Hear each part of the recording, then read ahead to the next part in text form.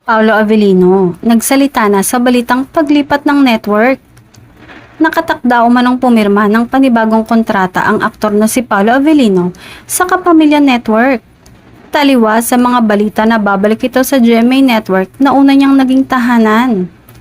Maaalalang nung na-deny ang franchise ng ABS-CBN, isa siya sa nagbigay ng financial support sa mga empleyado na nagstay. Marami siyang nakapila na projects na gagawin at may movie sila ni Kim Chiu. Ayon sa aktor, pamilya ang turing niya sa ABS-CBN kaya't hindi niya ito iiwan.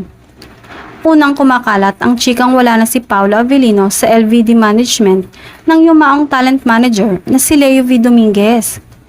Kahit sa ABS-CBN Studios ay hanggang katapusan na lang ng September ang kontrata ni Paolo. Ayon sa isang source ay totoong nagpaalam na si Paolo sa kanyang management team. Maayos naman daw ang goodbyes nila at hindi dapat gawa ng intriga dahil matagal na rin namang walang management contract si Paolo sa LVD Management. Kumalat ang tungkol sa paglipat ng management team ni Paolo nang machikang nakipag-meeting siya sa isang producer na gustong kunin ang kanyang serbisyo para sa isang pelikula. Mag-e-expire na rin ang kontrata ni Paolo sa ABS-CBN Studios at ang chika nga, magre-renew naman daw ito ng contract. Maaaring sa renewal na ng kontrata ni Paolo sa Kapamilya, malalaman kung sino na ang bago niyang manager.